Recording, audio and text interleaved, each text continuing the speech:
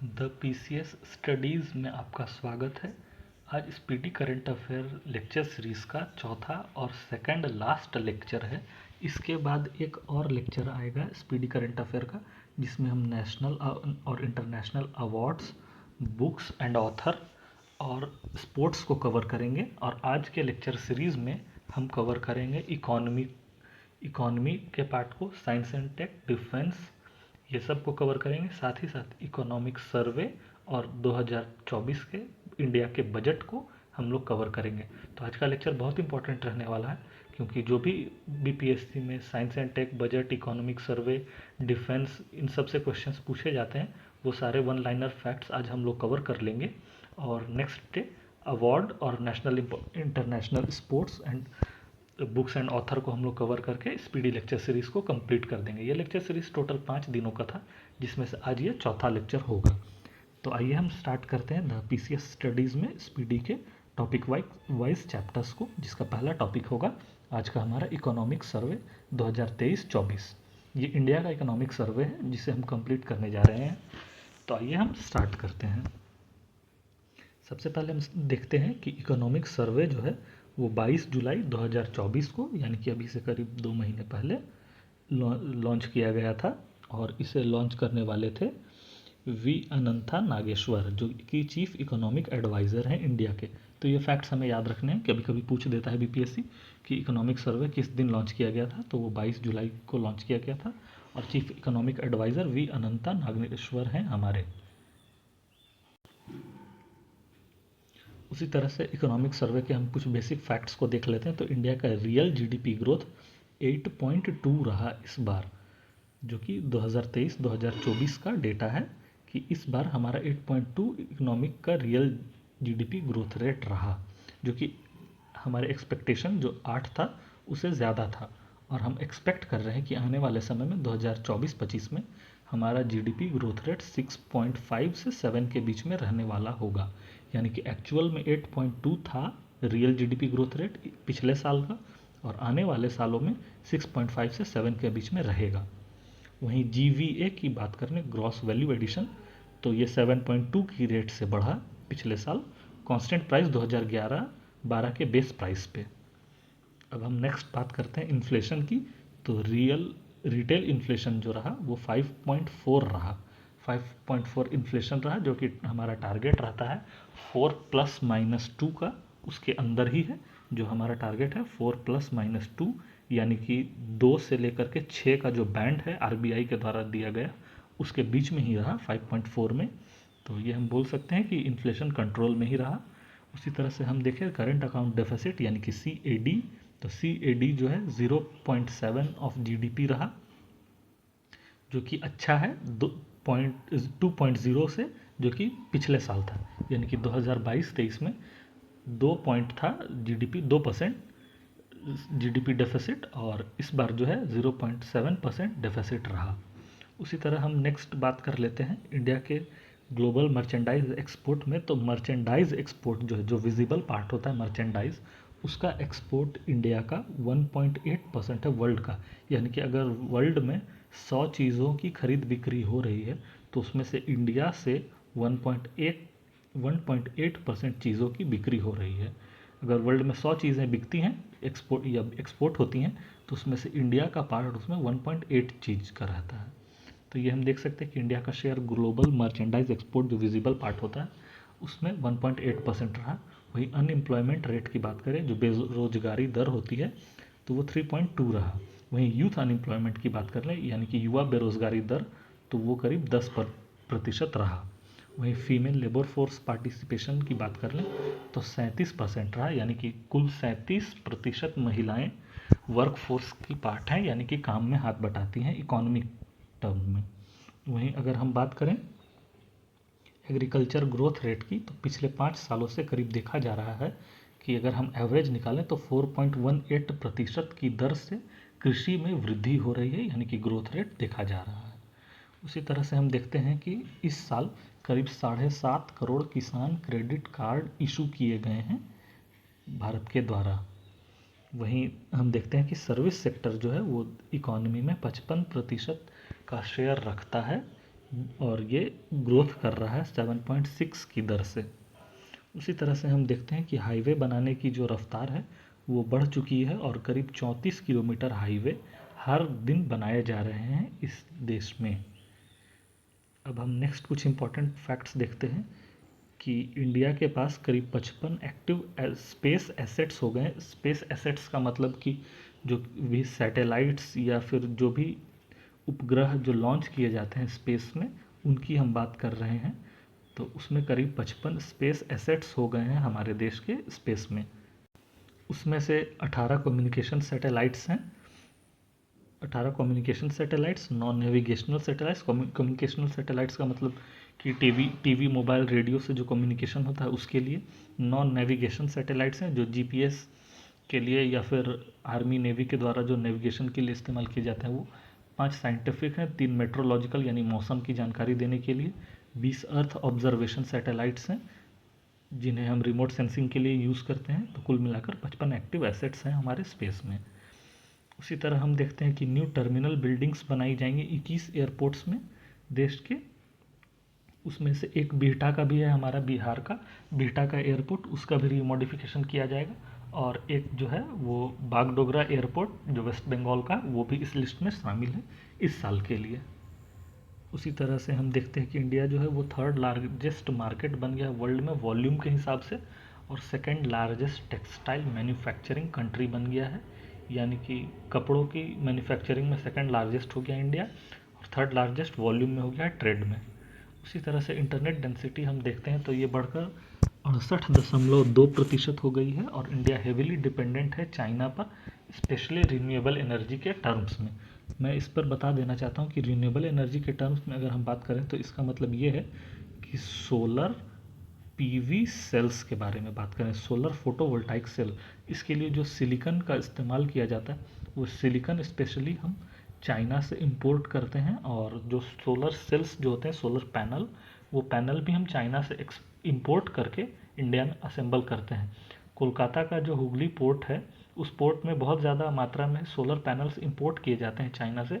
ये पोर्ट और ये जो इंपोर्ट करने की जो पूरी यूनिट है, इसे मैंने पर्सनली विजिट करके देखा भी है। तो मैंने देखा है कि सोलर पैनल्स किस तरह से इंपोर्ट किए जाते हैं और कैसे उसका इस्तेमाल करके असेंबल करके इंडिया में उसे बेचा जाता है।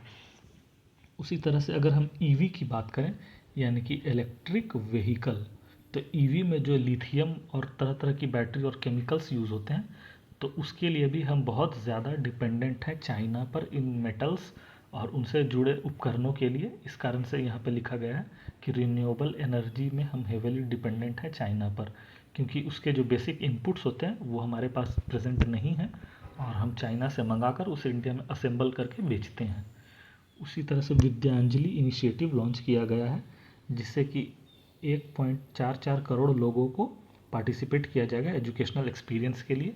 पोषण भी पढ़ाई भी लॉन्च किया गया है, जिससे हम universal high quality pre schooling network of anganwadi बनाएंगे, जो कि आंगनबाड़ी और स्कूल को कनेक्ट किया जाएगा। 2.63 करोड़ हाउसेज यानी कि घर बनाए जाएंगे पीएम आवास ग्रामीण में, और 15.14 लाख करोड़ रोड्स बनाए जाएंगे प्रधानमंत्री ग्राम सड़क योजना के तहत। तो ये हम देख सकते हैं कि इकोनॉमिक सर्वे के इम्पॉर्टेंट फैक्ट्स थे इंडिया के। अब हम देखते हैं यूनियन बजट 2024-25। इस बार बजट 2 बार लॉन्च किया गया। एक तो था इंटरिम बजट जो कि मार्च में लॉन्च किया गया, फरवरी मार्च में, और दूसरा था मेन बजट जो कि जुलाई में लॉन्च किया गया। क्योंकि इस बार इलेक्शन ईयर था तो इस बार 2 बजट लॉन्च किए गए थे। तो ये बेसिक फैक्ट्स मैंने आपको बता दिए। अब हम देखते हैं कि हमारे वित्त मंत्री निर्मला सीतारमन मैडम का ये 7वां बजट था जो उन्होंने प्रेजेंट किया, और इसमें टोटल आउटले की बात की गई 41.2 लाख करोड़। इतना का बजट हमारे देश के द्वारा प्रेजेंट किया गया। और इंडिया के ग्रोथ रेट की बात की गई कि हमारा एक्सपेक्टेड ग्रोथ रेट 8.2 रहेगा। वहीं फिजिकल डेफिसिट एस्टिमेट किया गया कि हमारा 4.9 रहने वाला है। वहीं बजट की बात करें तो बिहार के लिए स्पेशल पैकेज की अनाउंसमेंट हुई, जिसमें 59,000 करोड़ रुपए की बात की गई। वहीं आंध्र प्रदेश के लिए 15,000 करोड़ रुपए दिए गए।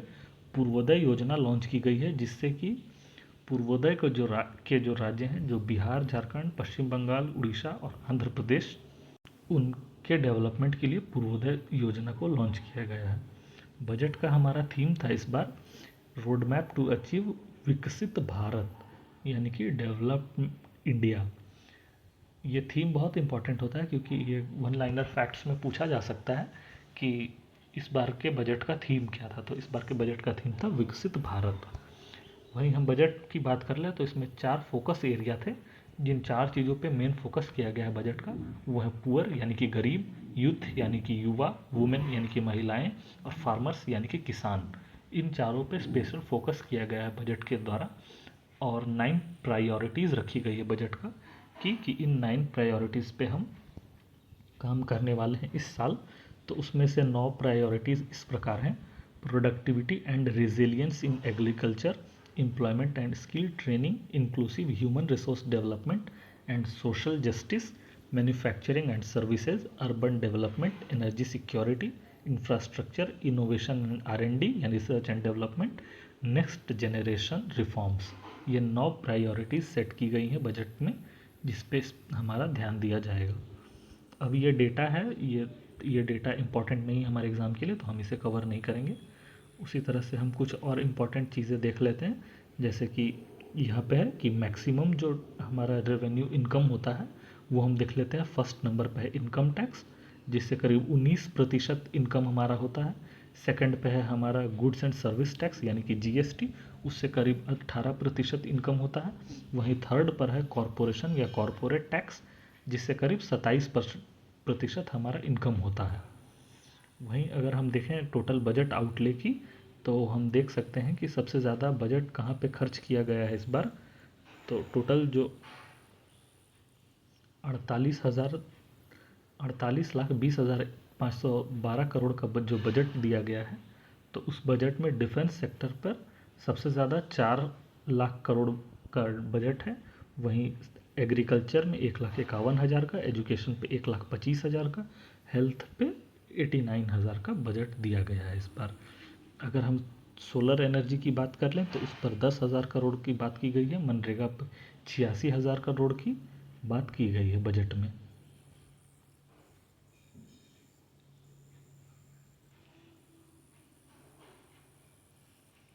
उसी के साथ अगर हम डेफिसिट्स की बात कर लें तो डेफिसिट्स में हम देख सकते हैं कि फिजिकल डेफिसिट जो है हमारा वो 4.9% रहा, और प्राइमरी डेफिसिट 1.4% रहा ऑफ GDP।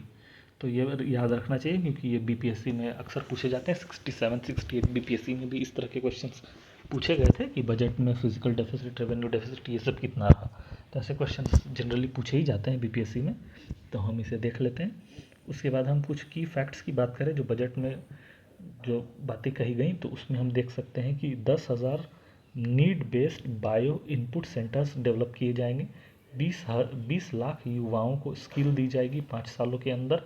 1 करोड़ युवाओं को इंटर्नशिप कराई जाएगी 500 टॉप कंपनीज़ में। आने वाले 5 सालों में 3% का रिबेट दिया जाएगा, यानी कि छूट दी जाएगी लोन में, लोन के इंटरेस्ट में। अप टू 10 लाख तक के इंटरेस्ट में 3% की रिबेट दी जाएगी। हायर एजुकेशन के लिए युवाओं की प्रधानमंत्री जनजाति उन्नत ग्राम अभियान, ये स्पेशली आदिवासी ट्राइबल्स के लिए लाए गए हैं ताकि उनका डेवलपमेंट हो सके, और ये करीब 63,000 गाँवों में चलाया जाएगा। More than 100 branches of India post payment bank launch किया जाएगा नॉर्थ ईस्ट में।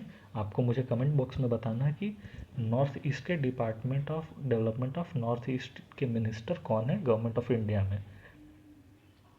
मैं आपको हिंट के लिए बता दूं, वो पिछले मोदी कैबिनेट में मिनिस्ट्री ऑफ सिविल एविएशन में थे। उसी तरह से मुद्रा लोन के पैकेज को बढ़ाकर 10 लाख से 20 लाख कर दिया गया है तरुण के अंदर, यानी कि तरुण लोन जो पहले 10 लाख तक का मिलता था वो अब 20 लाख तक का मिलेगा। वहीं प्रधानमंत्री आवास योजना को फिर से बढ़ा दिया गया है एक्सटेंड करके, और प्रधानमंत्री गरीब कल्याण अन्न योजना को अगले 5 सालों के लिए एक्सटेंड कर दिया गया है। ये एक नया स्कीम लॉन्च किया गया, प्रधानमंत्री सूर्य घर मुफ्त बिजली योजना, जिसमें 300 यूनिट बिजली मुफ्त मिलेगी हर महीने। इसका प्रोविज़न ये है कि इसमें हमें अपने घर के छत के ऊपर सोलर पैनल लगाना होगा, और इसको कनेक्ट करने के लिए 1 करोड़ फैमिलीज़ को कनेक्ट करने की बात इसमें कही गई है। इनकम टैक्स में कुछ बेसिक स्ट्रक्चरल चेंजेस लाए गए हैं, पर ये हमारे लिए उतना इम्पोर्टेंट नहीं है, इसीलिए हम इसे कवर नहीं करेंगे। उसी तरह से हम देख सकते हैं कि राज्यों को केंद्र सरकार के द्वारा इंटरेस्ट फ्री लोन दिया जाएगा करीब करीब 1.5 लाख करोड़ रुपए तक का। वहीं 1,000 करोड़ रुपए रिसर्च के लिए दिया जाएगा स्पेस सेक्टर में। उसी तरह से टैक्स रेट ऑफ 12.5% लगेगा लॉन्ग टर्म कैपिटल गेंस पे, जो कि फाइनेंशियल और नॉन फाइनेंशियल होंगे। वहीं शॉर्ट टर्म गेंस पे करीब 20% का टैक्स लगेगा, लॉन्ग टर्म पे 12.5% और शॉर्ट टर्म पे 20% का टैक्स लगेगा। कॉरपोरेट टैक्स को घटाकर 40% से 35% पर ला दिया गया है। गोल्ड पे कस्टम ड्यूटी को कम करके 6% कर दिया गया है, वहीं प्लेटिनम पे 6.4% कर दिया गया है। वहीं हम देखते हैं अगर सबसे ज़्यादा बजट एलोकेशन की, तो सबसे ज़्यादा बजट एलोकेशन हम देख सकते हैं कि डिफेंस सेक्टर में किया गया है, जो कि 12.9% था टोटल बजट का। एजुकेशन के लिए हम देख सकते हैं 1.48 लाख करोड़ रुपए एलोकेट किए गए हैं। टूरिज़्म के लिए 2,479 करोड़ रुपए लॉन्च किए गए हैं। ये कुछ इंपॉर्टेंट चीज़ें थी। अब हम बजट को बिहार से कनेक्ट करके देखते हैं कि बिहार के लिए क्या खास था इस बजट में। तो बिहार के लिए करीब 59,000 करोड़ रुपए दिए गए हैं बजट में, जिसमें एक्सप्रेस वे की बात की गई है टोटल 3 नए बनाने की, जो कि पटना से पूर्णिया यानी कि पी पटना से पूर्णिया एक एक्सप्रेस वे बनाया जाएगा। भागलपुर से बक्सर यानी कि बी ये दोनों को कनेक्ट करने के लिए भागलपुर टू बक्सर एक एक्सप्रेस वे बनाया जाएगा। वहीं बोध गया से दरभंगा एक एक्सप्रेस वे बनाया जाएगा। मैं आपको बता दूं कि टोटल बिहार में अब 4 एक्सप्रेस वे हो जाएंगे। ये 3 एक्सप्रेस वे तो बजट में इस बार दिए गए हैं, और एक चौथा जो पहले से बन रहा है वो है आमस दरभंगा एक्सप्रेस वे। आमस जो कि औरंगाबाद में है, और दरभंगा ये दरभंगा डिस्ट्रिक्ट है। आमस यानी कि औरंगाबाद से दरभंगा तक के लिए एक एक्सप्रेस वे ऑलरेडी बन रहा है, और ये 3 अभी नए बनाने की बात हुई है। तो टोटल बिहार में अब नए 4 एक्सप्रेसवे हो जाएंगे। वहीं 26,000 करोड़ रुपए दिए गए हैं रोड डेवलपमेंट के लिए बिहार में, और पीरपैंती जो पावर प्लांट है भागलपुर में उसके लिए 21,000 करोड़ दिए गए हैं। कोसी मेची लिंक कनाल जो बन रहा है उसके लिए भी पैसे अप्रूव किए गए हैं। मैं आपको बता दूं कि कोसी मेची लिंक कनाल जो है, मेची जो महानंदा की ट्रिब्यूटरी है और कोसी नदी, उसके बीच में करीब 76 किलोमीटर का एक लिंक कैनाल बनाया जा रहा है, ताकि कोसी के एक्सेस पानी को मेची तक ट्रांसफ़र किया जा सके। तो इसके लिए भी इस बार पैसे अप्रूव किए गए हैं। वहीं हम फ्लड की बात करें तो बिहार में अभी फ्लड का डिवास्टेशन हम देख भी सकते हैं टीवी पे। तो उससे बचने के लिए और उससे में इम्प्रूवमेंट लाने के लिए 11,500 करोड़ रुपए अप्रूव किए गए हैं। वहीं विष्णुपद टेम्पल और महाबोधि टेम्पल जो कि दोनों गया में हैं, इसे डेवलप करने की बात कही गई है, और इसे डेवलप किया जाएगा काशी विश्वनाथ टेम्पल कॉरिडोर के तर्ज पर। जैसा काशी विश्वनाथ टेम्पल में कॉरिडोर बनाया गया है और डेवलपमेंट हुआ है, वैसा ही महाबोधि टेम्पल और विष्णुपद टेम्पल में भी डेवलपमेंट किया जाएगा। नालंदा यूनिवर्सिटी को अभी हाल में ही जून में फिर से ओपन किया गया है मॉडर्न फैसिलिटीज़ के साथ। इसे और भी अच्छे से डेवलप किया जाएगा और इसे एक टूरिस्ट सेंटर की तरह डेवलप किया जाएगा। वहीं राजगीर के साइट्स को भी हिंदू, जैन और बुद्धिस्ट साइट्स को डेवलप किया जाएगा। 10 नए एयरपोर्ट्स बनाए जाएंगे बिहार में और 2 मेडिकल कॉलेजेस बनाए जाएंगे। आपको बताना है कि दरभंगा का जो मेडिकल कॉलेज है वो दरभंगा में किस स्थान पर बन रहा है। जो एम्स बनाने की बात हो रही है दरभंगा में, वो एम्स कहाँ, दरभंगा के किस स्थान पर बनाया जाएगा। अब हम बात करते हैं इकोनॉमिक सिनारियो की, कि इकोनॉमिक सिनारियो, इकोनॉमी से जो करंट अफेयर बनते हैं इस साल के, पिछले एक साल में, हम उसे कवर करेंगे। इसी तरह साइंस, डिफेंस सेक्टर, स्पेस, हम सारे के इस बार कवर कर लेंगे, ताकि अगर एग्ज़ाम में इस तरह के वन लाइनर फैक्ट्स पूछे जाएँ तो उसका हम आसानी से जवाब दे सकें। तो आइए हम इकोनॉमी के कुछ करंट अफेयर्स को देखते हैं एक साल के। तो ये है कि limit of tax payment through UPI बढ़ाकर 5 लाख तक की कर दी गई। यानी कि अब अगर हमें टैक्स पेमेंट करना है यूपीआई से तो 1 लाख की जगह हम 5 लाख तक का कर सकते हैं एक बार में। वहीं यूपीआई लॉन्च किया गया है मालदीव्स में भी, क्योंकि हम जानते हैं कि हमारे बहुत सारे टूरिस्ट मालदीव घूमने जाते हैं, तो वहाँ पे यूपीआई की समस्या अक्सर देखी जाती है। तो यूपीआई से कनेक्ट कर दिया गया है मालदीव्स को भी, ये बहुत ही अच्छा स्टेप है। वहीं जो मैं बात कर रहा था बिहटा और बागडोगरा की, तो ये देखिए यहाँ पे दिया हुआ है कि बिहटा बिहार और बागडोगरा जो दार्जिलिंग के पास है वेस्ट बंगाल में, तो उन दोनों जगह पे नए एयरपोर्ट्स बनाए जाएंगे। वहीं हमारे जो रिजर्व बैंक ऑफ इंडिया के गवर्नर हैं श्री शक्तिकांत दास, वो वर्ल्ड सिर्फ इंडिया के नहीं पूरे वर्ल्ड के टॉप बैंकर की रैंक में फर्स्ट आए हैं। वहीं अमूल जो है ये वर्ल्ड का पूरे सबसे स्ट्रॉन्गेस्ट ब्रांड बन के आया है, फूड ब्रांड। यानी कि अमूल का जो फूड है वो सबसे ज़्यादा टॉप क्वालिटी का माना जाता है। वहीं अगर हम टाटा की बात करें तो मोस्ट वैल्यूएबल ब्रांड है इंडिया का टाटा कंपनी। उसी तरह से इंडिया का फॉरेन एक्सचेंज जो है फॉरेक्स रिजर्व वो 663 बिलियन हो गया है बढ़ करके। ये याद रखने वाली बात है क्योंकि ये वन लाइनर फैक्ट्स में पूछे जा सकते हैं। वही ब्रिटेन जो है इंडिया का फोर्थ लार्जेस्ट एक्सपोर्ट मार्केट हो गया, यानी कि चौथे नंबर पर है ब्रिटेन इंडिया से एक्सपोर्ट के मामले में।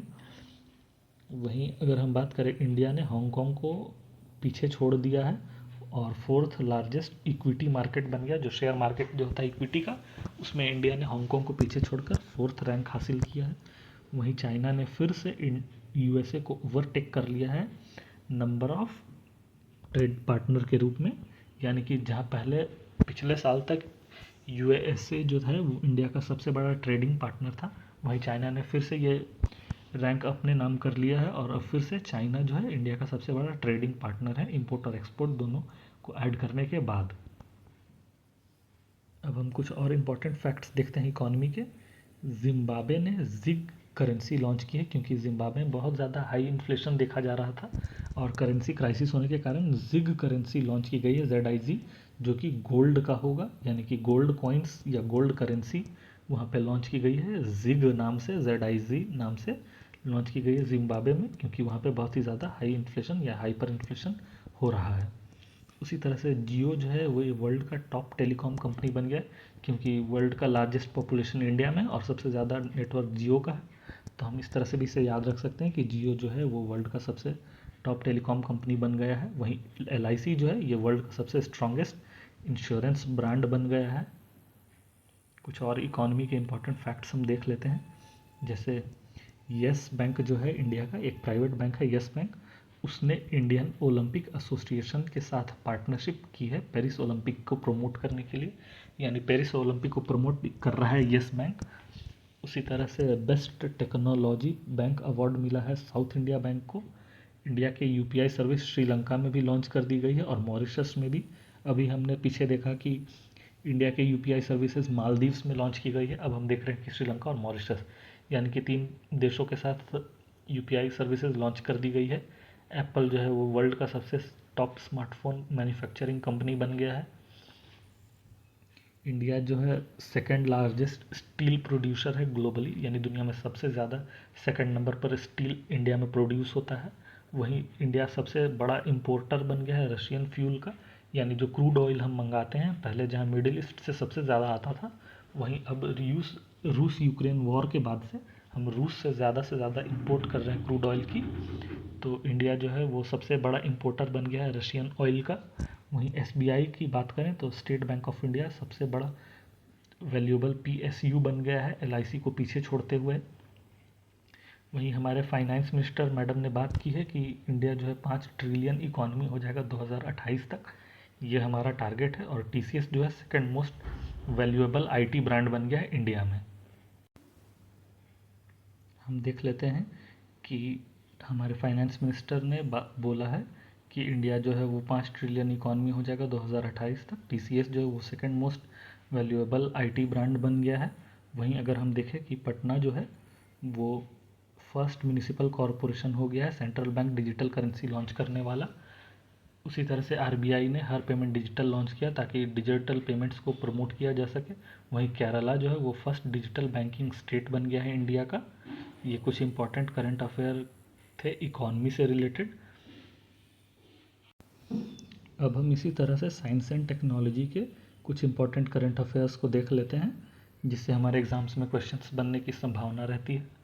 तो हम देख लेते हैं कि फेज़ 3 यानी कि तीसरे स्टेज का clinical trial of dengue all नाम के वैक्सीन का किया गया है इंडिया में। यानी डेंगू से बचने के लिए एक वैक्सीन है डेंगू ऑल, उसका क्लिनिकल ट्रायल चल रहा है इंडिया में। वहीं बजाज जो है, बजाज ने लॉन्च किया world first CNG bike freedom, यानी फ्रीडम नाम की एक मोटरसाइकिल बजाज ने लॉन्च किया गया है जो CNG से चलेगी। ये दुनिया का पहला ऐसा इन्वेंशन होगा। वहीं वार्टसिला जो है उसने एक कंपनी है फिनलैंड की, उसने लॉन्च किया है वर्ल्ड का पहला 100% hydrogen fire engine power plant. यानी कि एक पावर प्लांट होगा जो कि 100% हाइड्रोजन फ्यूल पर चलेगा।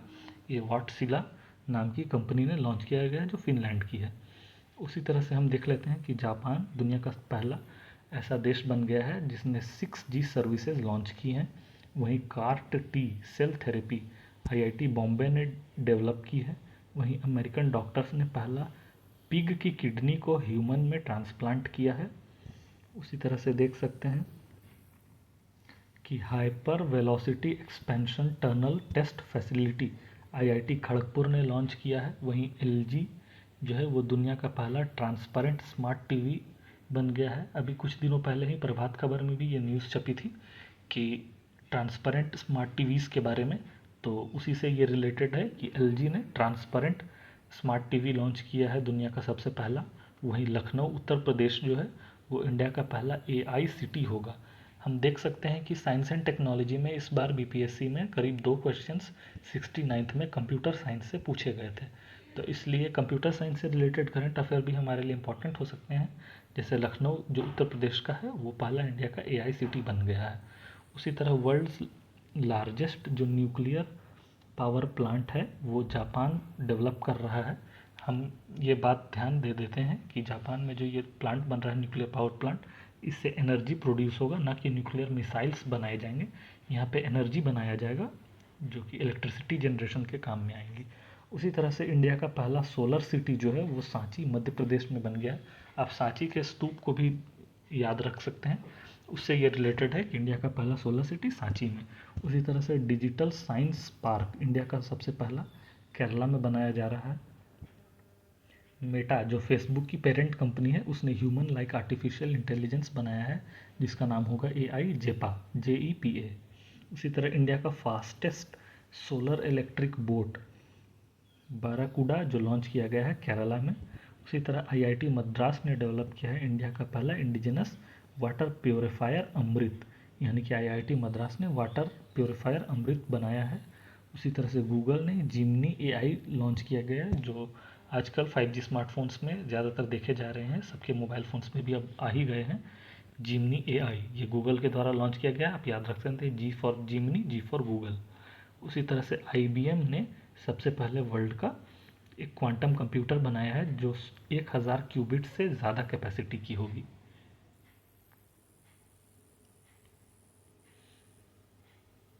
उसी तरह से हम देख सकते हैं कि भारत सरकार ने सेमीकंडक्टर रिसर्च सेंटर बनाने की बात कही है 2024 में। और आपको ये बात याद रखनी चाहिए कि गुजरात पहला ऐसा स्टेट है इंडिया का जिसने सेमीकंडक्टर पॉलिसी लॉन्च की है, और सेमीकंडक्टर रिसर्च सेंटर भी बनाया जाएगा 2024 में ही।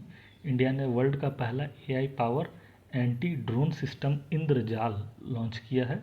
वहीं आईआईटी कानपुर ने आर्टिफिशियल रेन डेवलप किया है कि आर्टिफिशियल तरीके से बारिश कैसे करवाई जा सके।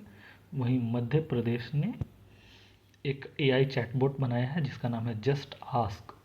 गूगल अल्फ़ाबेट जो कंपनी है उसने एआई पावर्ड बार्ड चैटबॉट बनाया है, और यही बार्ड आगे चलकर गूगल जिमनी के नाम से डेवलप किया गया है।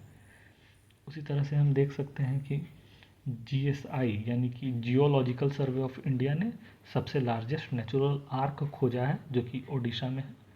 वहीं ट्विटर ने अपना न्यू लोगो एक्स लॉन्च किया है पिछले साल। चाइना ने first methane fuelled space rocket बनाया, यानी कि ऐसा स्पेस रॉकेट जो स्पेस में जाने के लिए जो फ्यूल का इस्तेमाल करेगा वो मीथेन होगा। वहीं सिमुलेटर कॉम्प्लेक्स ध्रुव लॉन्च किया गया है कोची में। वहीं आईसीएमआर यानी Indian Council of Medical Research ने test blood bag delivery drone के माध्यम से की है, यानी कि टेस्ट ब्लड जो होता है, जो ब्लड होता है वो ब्लड को हम डिलीवर कर पाएंगे ड्रोन के माध्यम से पेशेंट्स तक। वहीं इंडिया जो है वो 75 रैंक किया है एरावत सुपर कंप्यूटर जो सीडेक पुणे के द्वारा बनाया गया है, वो 75वां रैंक पे आया है वर्ल्ड के टॉप 500 सुपर कंप्यूटर्स में। वहीं स्काई रूट एरोस्पेस जो एक प्राइवेट कंपनी है उसने अपना एक रॉकेट लॉन्च किया है। पंजाब और हरियाणा हाईकोर्ट एक ऐसा कोर्ट बन गया है इंडिया का जिसने चैट जीपीटी के माध्यम से फैसला सुनाया है। वहीं आईआईटी मद्रास ने अडल्ट्रेशन ऑफ मिल्क को चेक करने के लिए एक पॉकेट फ्रेंडली डिवाइस बनाया है, यानी कि एक ऐसा मशीन जो कि मिल्क में मिलावट रहे तो उसे चेक कर सकता है। वहीं इंडिया का पहला, एशिया का सबसे बड़ा लिक्विड मिरर टेलीस्कोप देवस्थल उत्तराखंड में बनाया गया है। वहीं इंडिजिनस डेटा लिंक कम्युनिकेशन वायु लिंक के नाम से हो किया गया है, जो इंडियन एयरफोर्स के द्वारा बनाया गया है। ये सिक्योर डेटा कम्युनिकेशन के लिए हेल्प करेगा। ये कुछ इंपॉर्टेंट साइंस एंड टेक्नोलॉजी के करंट अफेयर्स थे। आइए अब हम डिफेंस एंड सिक्योरिटी के कुछ इंपॉर्टेंट करंट अफेयर्स को कवर कर लेते हैं, जो कि बीपीएससी के लिए इंपॉर्टेंट हो सकते हैं। हम इसमें सारे को कवर नहीं करेंगे, एक दो ही कवर करेंगे जो एग्ज़ाम पॉइंट ऑफ व्यू से हमारे इंपॉर्टेंट होंगे। इसमें सारे को हम कवर नहीं करने वाले। तो हम देख सकते हैं कि इंडिया का जो नेवल शिप है आईएनएस तबर, आईएनएस इसका मतलब होता है इंडियन नेवल शिप। आईएनएस तबर जो है वो पार्टिसिपेट किया रशिया नेवी डे परेड में, यानी कि रशिया में नेवी डे परेड हुई थी तो उसमें आईएनएस तबर नाम का एक पानी जहाज है वो उसने पार्टिसिपेट किया था। उसके साथ हम देख सकते हैं इंडिजिनस लाइट टैंक जोरावर बनाया गया हाई एल्टीट्यूड के लिए, यानी कि एक तरह का तोप है जोरावर जिसे इंडिया ने खुद बनाया है, जो कि हाई एल्टीट्यूड स्पेशली कश्मीर जैसे इलाके में ये ऑपरेशंस में भाग ले सकेगा। वहीं सेरा और ब्लू ओरिजिन इंडिया के साथ पार्टिसिपेट कर रहा है स्पेस मिशन के लिए, जो गगनयान स्पेस मिशन है मैंड मिशन, उसमें हमारा हेल्प करेगा सेरा और ब्लू ओरिजिन कंपनीज। वहीं अग्निकुल कॉस्मोस जो है उसने एक अग्निबाण नाम का रॉकेट लॉन्च किया है, जिसमें पहला वर्ल्ड का 3D printed space rocket use किया गया है। यानी कि एक प्राइवेट कंपनी है हैदराबाद की जिसका नाम है अग्निकुल कॉस्मोस, उसने एक अपना रॉकेट लॉन्च किया है, प्राइवेट रॉकेट, जिस रॉकेट का नाम है अग्निबाण। उस अग्निबाण रॉकेट में जो इंजन यूज़ हुआ है वो 3D प्रिंटिंग मैकेनिज्म से बनाया गया है। उसी तरह से डीआरडीओ जो है डिफेंस रिसर्च ऑर्गेनाइजेशन, हमारा डिपार्टमेंट ऑफ रिसर्च जो है डिफेंस के लिए, उसने लॉन्च किया है रुद्रा एम मिसाइल। उसी तरह से डीआरडीओ ने स्मार्ट मिसाइल भी लॉन्च किया है बालासोर से। 27,000 AK-203 असॉल्ट राइफल ये रशिया से हम खरीदने वाले हैं। और अमेरिका पहला और इंडिया चौथे नंबर पर है मिलिट्री एक्सपेंडिचर में पूरे वर्ल्ड में। और इस बार हम देख भी सकते हैं कि इंडिया ने करीब 4 लाख करोड़ रुपए खर्च किए हैं अपने डिफेंस एक्सपेंडिचर में, जो इस बार के बजट में दिया गया था। वहीं इंडिया जो है वो पहला shipment of BrahMos missile Philippines को देगी, यानी फिलीपींस ने इंडिया से ब्रह्मोस मिसाइल खरीदे हैं। जापान जो है दुनिया का 5वां देश बन गया है मून पर जाने वाला। वहीं वहीं इंडिया जो है, इंडिया ने पिछले ही साल 23 अगस्त को मून पर लैंड किया था अपना चंद्रयान-3 मिशन, और हमने साउथ पोल पर करीब 70 डिग्री साउथ पर मून के लैंड किया था। और वहीं जापान जो है ये 5वां देश बन गया है मून पर पहुंचने वाला। वहीं इंडियन एयरफोर्स ने एक Samar air defence missile system develop किया है। उसके बाद हम और कुछ करंट अफेयर्स देख सकते हैं डिफेंस टेक्नोलॉजी की, जिसमें आईआईटी कानपुर ने indigenous version of kamikaze drone develop किया है। और आईएनएस सूर्या ने ऑपरेशन साउथ रेडिनेस में पार्टिसिपेट किया था 2023 में। ये कुछ इंपॉर्टेंट डिफेंस के करंट अफेयर थे। अब हम कुछ नए करंट अफेयर्स जो स्पेस टेक्नोलॉजी से रिलेटेड हैं उसे कवर करते हैं, क्योंकि बीपीएससी में साइंस एंड टेक्नोलॉजी पार्ट में हो सकता है कि स्पेस से कुछ क्वेश्चंस पूछे जाएं, तो हम इसे कवर कर लेते हैं। तो स्पेस के सेक्टर में इंडिया ने 2 एस्ट्रोनॉट्स का नाम सेलेक्ट किया गया है जो गगनयान मिशन में के थ्रू स्पेस में जाएंगे। उन 2 एस्ट्रोनॉट्स का नाम है शुभांशु शुक्ला और प्रशांत बालाकृष्णन नायर। ये 2 एस्ट्रोनॉट्स हैं जो स्पेस में जाएंगे गगनयान मिशन के द्वारा। मैं फिर से नाम रिपीट कर दे रहा हूँ, शुभांशु शुक्ला और प्रशांत बालाकृष्ण नायर।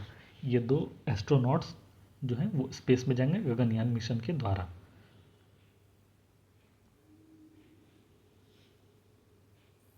उसी तरह से अगर नेक्स्ट हम देख लेते हैं, नेपाल ने अपना एक म्यूनल सैटेलाइट लॉन्च किया है। वहीं इंडिया ने earth observation satellite EOS-8 launch किया है। वहीं रशियन कॉस्मोनॉट ओलेग कोनोकोनोव जो है वो बन गए हैं दुनिया के सबसे ज़्यादा दिन स्पेस में बिताने वाले व्यक्ति, जो करीब 1000 दिन तक स्पेस में रह चुके हैं।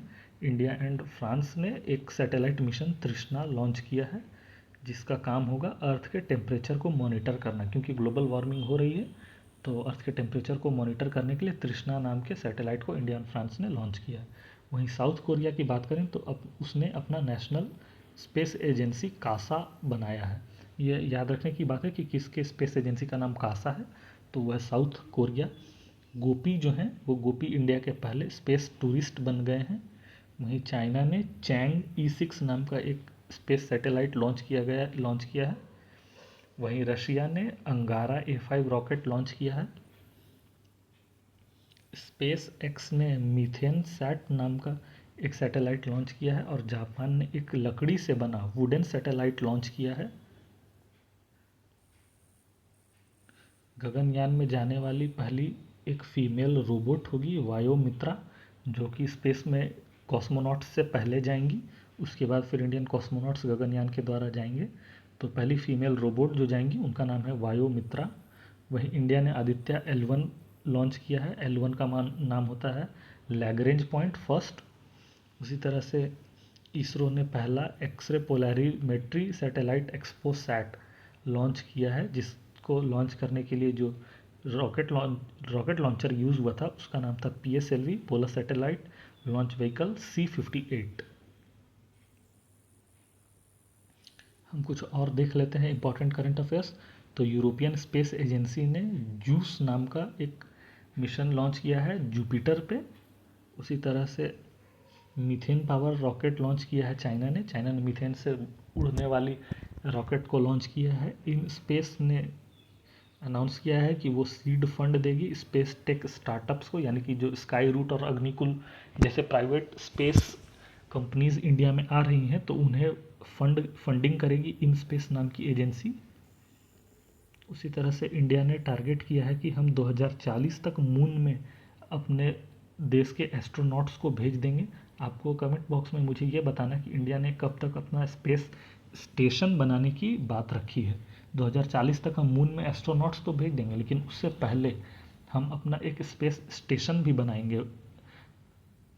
तो उस स्पेस स्टेशन को बनाने का जो टारगेट रखा गया है, आपको ये बताना है कि वो किस साल तक के लिए रखा गया है। वहीं नासा ने एक सैंपल लाया है एस्टेरॉयड बेनू से, जिसके मिशन का नाम था रेक्स मिशन। तो आपको ये याद रखना है, रेक्स मिशन था जिससे एस्टेरॉयड बेनू से हमने कुछ सैंपल्स लाए हैं। वही हमारा जो चंद्रयान 3 था, जिसका प्रज्ञान रोवर गया था मून पे, तो उसने ये कंफर्म कर दिया है कि मून पे सल्फर प्रेजेंट है। वहीं जापान ने मून स्नाइपर एक रॉकेट लॉन्च किया है। The landing place of Chandrayaan 3 यानी चंद्रयान जहाँ पे लैंड किया था उस जगह को अब शिव शक्ति के नाम से जाना जाएगा, और जो इम्पैक्ट पॉइंट था उसे तिरंगा पॉइंट के नाम से जाना जाएगा। वहीं स्पेस एक्स जो है वो largest private communication satellite Jupiter launch किया है, और वर्ल्ड का पहला 3D रॉकेट श्रीहरिकोटा से लॉन्च किया गया। और वर्जिन गैलेक्टिक जो है वो फर्स्ट मैन मिशन अपना भेजा है स्पेस पे। चाइना जो है वो वर्ल्ड का पहला rocket powered by coal launch करने वाला, यानी कोयले से चलने वाला रॉकेट चाइना लॉन्च करेगा। एक्सपोसैट इंडिया ने लॉन्च किया है। चाइना के एक सिविलियन एस्ट्रोनॉट गुई हियाचो स्पेस में गए हैं, और स्पेस एक्स जो है वो सऊदी अरेबियन एस्ट्रोनॉट को स्पेस में ले जाएगा। ये कुछ इंपॉर्टेंट करंट अफेयर थे स्पेस से रिलेटेड। अब हम लास्ट देख लेते हैं आज का हमारा इन्वायरमेंट और इकोलॉजी से रिलेटेड कुछ करंट अफेयर्स। इसमें भी हम सारे कवर नहीं करेंगे, कुछ बेसिक इंपॉर्टेंट्स ही कवर करेंगे। जैसे कि मिनिस्ट्री ऑफ इन्वायरमेंट ने लॉन्च किया है आइडिया फॉर लाइफ पोर्टल। वहीं हॉर्न फ्रॉग का एक नया स्पीसीज़ मिला है आंध्र प्रदेश में, यानी सींग वाला मेंढक, वो मिला है अरुणाचल प्रदेश में। वर्ल्ड का ओल्डेस्ट केव मिला है इंडोनेशिया में।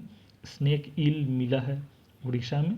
वेनेजुएला जो है पहला वर्ल्ड का कंट्री बन गया है जिसके सारे ग्लेशियर्स ग्लोबल वार्मिंग के चलते ख़त्म हो गए हैं। उत्तराखंड जो है इंडिया का पहला एस्ट्रोनॉमी टूरिज़्म नक्षत्र सभा लॉन्च किया है। वहीं अगस्थ्यमला बायोस्फीयर रिजर्व जो है वो है केरला में। उसी तरह से एस्ट्रॉयड का नाम रखा गया है बेंगलुरु के प्रोफेसर के नाम पे, जयंत मूर्ति। वहीं यूपी में पहला टोर्टोटॉइस कंजर्वेशन रिजर्व बनाया जाएगा सरयू नदी पर। इंदौर जो है वो उसे क्लीनेस्ट सिटी का दर्जा मिला है 7वीं बार। स्वच्छ भारत मिशन में इंडिया ने टॉप किया है टूरिज्म डेस्टिनेशन फॉर श्रीलंका, यानी श्रीलंका में जो टूरिस्ट जाते हैं उसमें सबसे ज़्यादा संख्या इंडियन टूरिस्ट्स की होती है। म्यांमार जो है वो सबसे ज़्यादा ओपीएम का प्रोड्यूसर बन गया है, यानी अफीम की खेती सबसे ज़्यादा अभी म्यांमार में हो रही है। वहीं चाइना जो है वो 4th generation nuclear reactor launch किया है। आपको मैं बता दूं कि पहला जनरेशन जो है न्यूक्लियर रिएक्टर का उसे हम बोलते हैं यूरेनियम बेस्ड न्यूक्लियर रिएक्टर। दूसरा जनरेशन जो होता है न्यूक्लियर रिएक्टर का उसे हम बोलते हैं प्लूटोनियम बेस्ड न्यूक्लियर रिएक्टर। तीसरा जनरेशन जो इंडिया डेवलप करना चाह रहा है वह थोरियम बेस्ड न्यूक्लियर रिएक्टर, और चाइना जो है वो 4th जनरेशन लॉन्च किया है। उसी तरह से गुजरात की बात करें तो गुजरात के एक मछली होती है गोल्ड फिश, उसे स्टेट फिश का दर्जा मिला है। आपको ये बताना है कि बिहार की स्टेट फिश कौन है। चलिए मैं ही बता देता हूँ, बिहार की स्टेट फिश मांगुर मछली है। वहीं हम बात करें तो एक गाना गाने वाला म्यूजिक फ्रॉग जो है वो अरुणाचल प्रदेश में मिला है। नौपिंड सरदारन एक गांव है, उसे बेस्ट टूरिस्ट विलेज का दर्जा मिला है। उदयपुर को फर्स्ट लेक सिटी जो है उसे फर्स्ट वेटलैंड सिटी का दर्जा मिला है। उसी तरह से बिहार एग्रीकल्चर रोड मैप जो 2023 से 2028 के बीच के लिए लॉन्च किया गया है पटना में, उसका उद्घाटन हमारे राष्ट्रपति मैडम ने किया था। वहीं दुर्गावती टाइगर रिजर्व जो 7वां होगा मध्य प्रदेश का और इंडिया का 54वां टाइगर रिजर्व बन गया है, दुर्गावती टाइगर रिजर्व मध्य प्रदेश। वहीं अभी रिसेंट टाइगर सेंसस की बात करें तो अभी ऐसा माना जा रहा है कि टाइगर 3925 टाइगर्स हो गए हैं इंडिया में, और ग्रोथ रेट इसकी 6.1 है। वर्ल्ड सिटीज़ कल्चरल फोरम जो है वो बेंगलोर में स्टार्ट किया गया। इंडिया का फर्स्ट फिशरीज अटल इंक्यूबेशन सेंटर केरला में लॉन्च किया गया है।